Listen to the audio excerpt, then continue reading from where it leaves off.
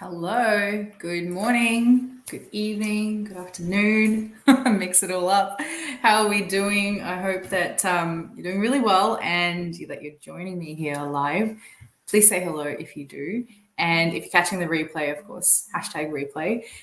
So I wanted to drop in. I love to talk about topics around sustainability. It really is my jam, and I do my best to share what I know, but I also love to learn from others. So, if you have any thoughts and you have any questions or you have any opposing ideas, I welcome all of it. I love to hear from all of you. So, I just wanted to drop in and talk about circular economy. So, a lot of us have heard this term, and if you haven't, really what a circular economy is, if I hopefully put it well enough and succinctly, is to shift away from linear systems where we make something and we dispose of it, into circular systems where we find opportunities to reuse, upcycle, recycle our products into valuable, our waste products into valuable new products. And so it's how do we keep things within the circular system so that we really phase out this idea of waste.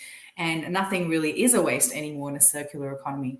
So if done well, because a circular economy really is more of a micro economy, so it's a system within the entire economy. And when we look at it more at a macro level, we're looking at something that is more regenerative, not just regenerative, which is what a circular economy is, but it is also distributive, where we're sharing our resources amongst everybody. And so really, in a way, nobody falls out of this space of thriving. Everybody has access to the things that they need to live a happy and healthy life. And so that's really what a circular economy is building. So what I wanted to talk about actually is that developing countries really have an opportunity now, because the developed countries, they have already established their resource pathways. They've already established their infrastructure, and it's already very energy intensive, and it's leaning heavily on linear models. And so to change that, to transform that into a circular one, takes a lot more time, a lot more money, a lot more resources, which also thankfully the developed countries tend to have. But the opportunity is really for these developing nations who can really turn things on its head and use circular thinking to actually leverage, higher paying job opportunities and generating the opportunities for their country and their people through remanufacturing strategies.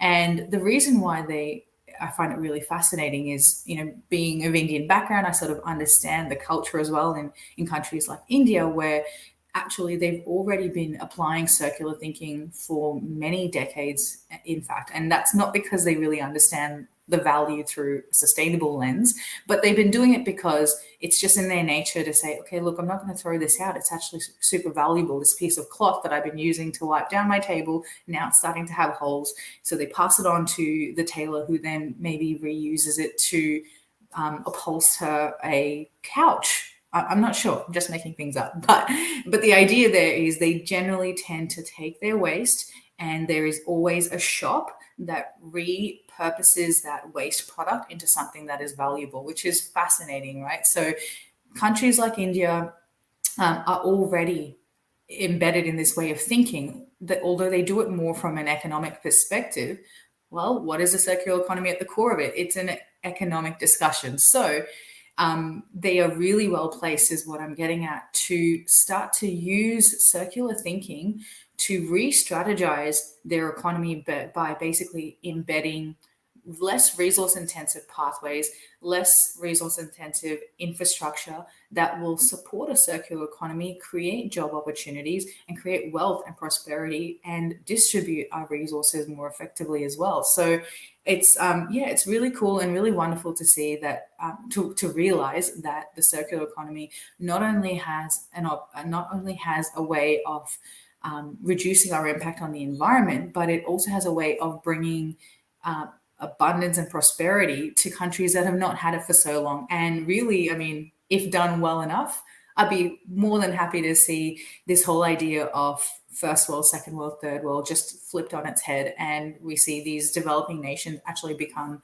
the leaders of our economy in a very positive and wonderful way, of course, and this whole power struggle sort of starts to die away because having this idea that we're first world, they're third world, or developing, or whatever we call it, it's starting to not starting to, it's been causing problems for many years. And so flipping this all on its head is something that a circular economy can help achieve, and for the greater good, I think. So I'm really excited about that idea, and would love to hear your thoughts on it as well. So thank you for those who joined me on LinkedIn. And I hope that you found this valuable.